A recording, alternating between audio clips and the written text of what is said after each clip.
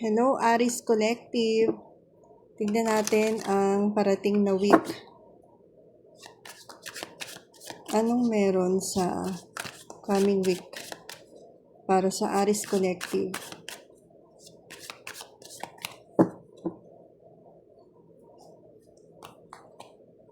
Anong meron sa Aris Collective?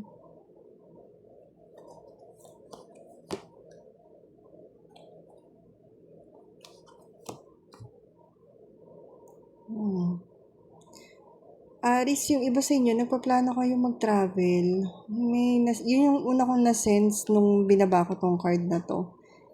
Yung iba sa inyo, naghahanap ng inner peace. And simula nung nag-tap in ako sa energy ng Aris, nag-start sumakit yung ulo ko. So, marami ba kayong iniisip? Preoccupied ba yung isip nyo nitong dumaan na weekend? Feeling ko kasi madadala nyo yan, yung energy na yan, dito sa parating na week.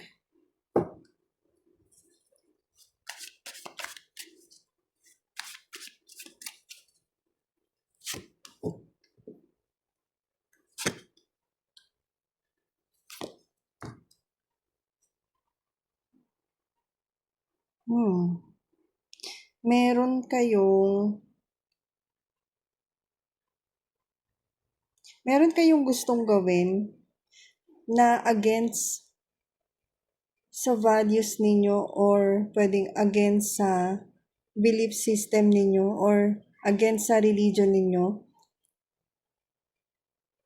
Meron kayong gustong i-express pero alam niyo na marami yung hindi makakatanggap dito sa gusto ninyong gawin, Aris. Wow, Aris. Ano yan, Aris?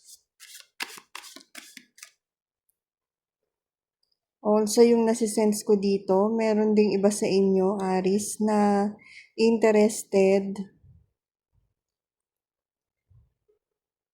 na magturo about sa character building or values, pero hindi nyo pa ma-materialize itong inspiration na to, itong idea na to. Okay.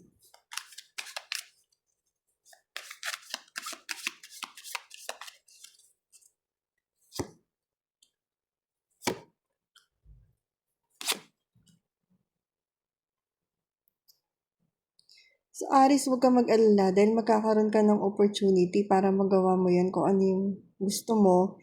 And at the same time, kung darating yung opportunity na yun, may mga kasabay pa yun na options. So, ikaw yung mamimili. Hindi ka mahihirapan dahil marami kang options na pagpipilian kung ano man yun. And kung kailangan mo ng fund para dun sa gusto mong gawin, darating yun. Yun na nasa-sense ko dito. Yung iba naman sa inyo, ang napipick up ko, makaka-receive kayo ng another or bagong source of income na makakatulong dun sa kung ano man yung gusto ninyong i-build or itayo. Naririnig ko kasi yung word na build, to build.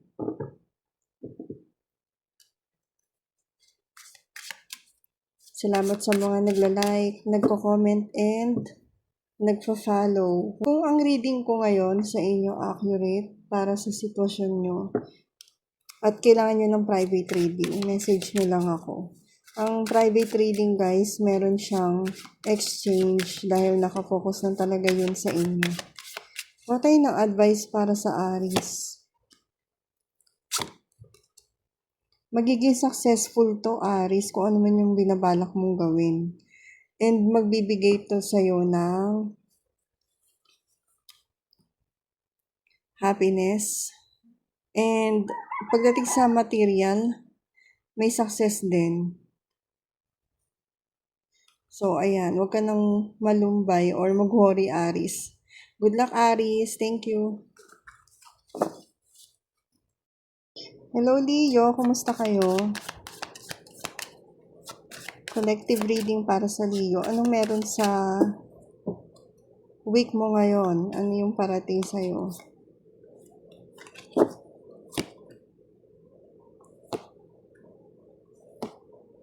Una kong narinig, pagbaba ko ng card na to, trabaho. So, may parating na work, trabaho, para sa'yo, offer. Mukhang magiging busy ka ngayong week na to. And yung 2 of Cups, para sa akin, ang nasisense ko ngayon dito, kung ano yung gusto mo or hinihiling mo, yun yung ibibigay sa'yo. Ngayong week na to, yun yung parating sa'yo. So, kung trabaho yan, katulad nung narinig ko kanina, paglapag ko nito, kung ano man yung trabaho na yun, na gusto mo, yun yung mabibigay sa'yo ngayon, ngayong week na to. Mabibigyan ka ng chance. And, yun nga, mukhang magmumultitasking ka ngayong week na to. Tingnan pa natin, Leo.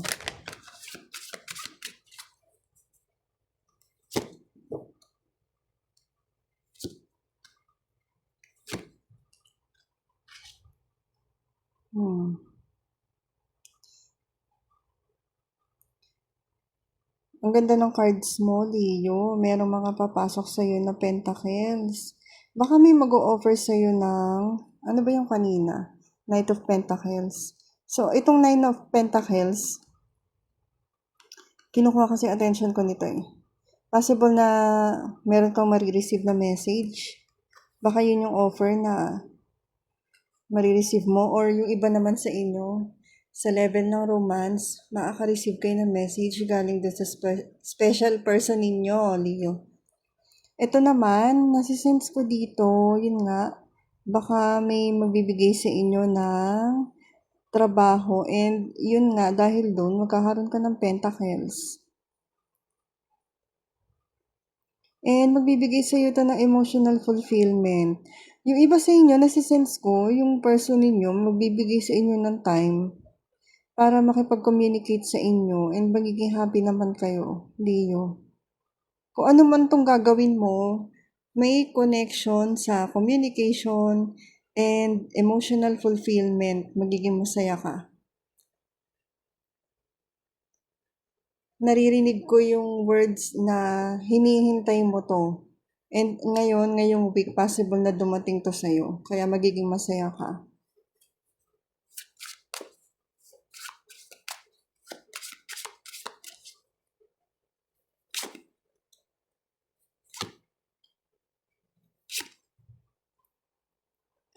So, kung ano man ang magiging issue na may encounter mo ngayong week na to, sinasabi ng cards na dapat alam mo yung boundaries mo. Pagdating sa expenses mo, kumbaga kung may papasok man sa'yo na pera, alam mo yung boundaries kung paano siya i-spend. Maging wise ka sa paggawa ng mga decisions ngayong week na to, Leo. So, Leo, kung accurate tong reading na to para sa'yo, at kailangan mo ng private reading, i-message mo lang ako para makapag-book ka ng session.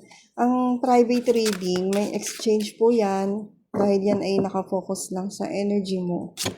Exclusive. Sa energy mo, nakatap in. Kaya ikaw lang talaga yung i-read. Unlike ito, collective. So, ang advice para sa'yo,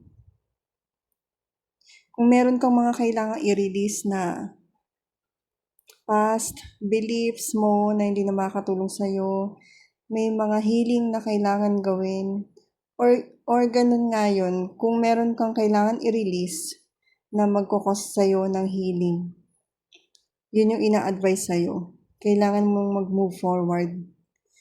Ngayong week na to, yung energies kailangan bago na sa'yo, Leo. Hindi na pwede yung, hindi papasok tong energies na nabanggit kong una. Mga messages na yan. Kung nag-stay ka pa rin dito sa old energies mo, kailangan mo nang i-release. Yan, okay. Thank you, Leo, for watching.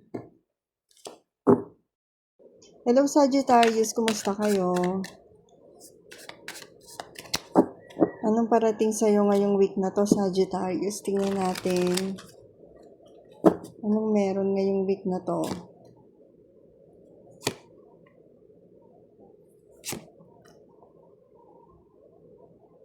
Wow, malakas yung feeling ng creative energy sa inyo.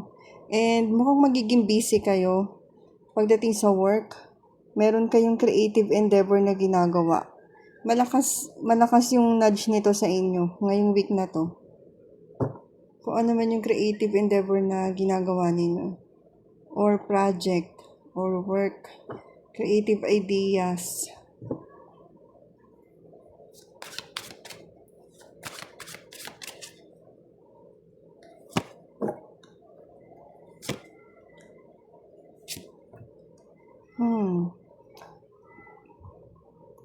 Sagittarius, meron kang araw na kailangan mo lumabas, pero mag-hesitate ka. Merong hesitant na energy ako nararamdaman. Mag-aalinlangan ka. So, siguro related to dun sa creative endeavor na parating sa'yo. Meron kang ma-overlook kung ano man yun ngayong week na to. Dahil magiging impulsive ka sa action na gagawin mo. So, mag-observe ka mabuti kung ano yung sitwasyon mo ngayong week na to, ha. Huwag maging impulsive.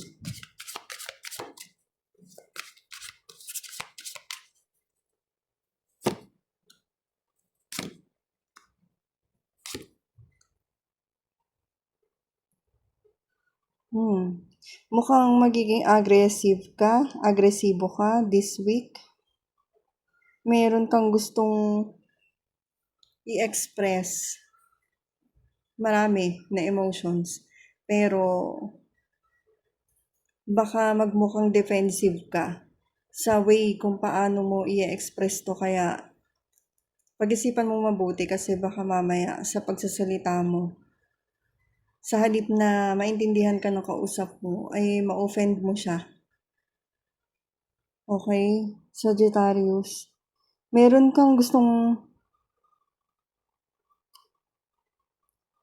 alam mo yung feeling na gusto mo ipagtanggol yung sarili mo. Something na ganun eh. Gusto mong,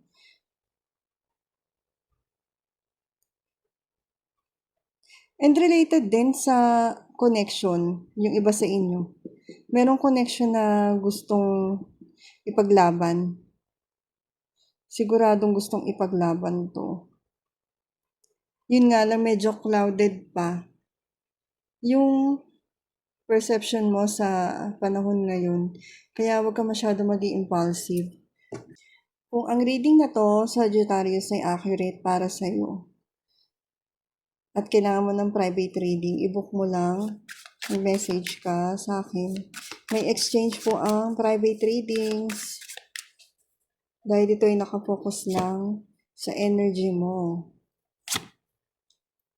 So, Sagittarius, maraming salamat sa support mo, sa mga like, comments, and follow. So, ang advice sa'yo, Sagittarius, pag-isipan mo mabuti kung ano yung gagawin mong decisions about dito sa action na gusto mong gawin sa mga nabanggit ko kanina, na connected sa mga nabanggit ko kanina. Yung Hermit, hanapin mo muna within you. Kailangan nanggagaling ka sa compassion kung ano man yung desisyon na yun. Yun ang ina-advise sa'yo ng tarot. So, thank you, Sagittarius.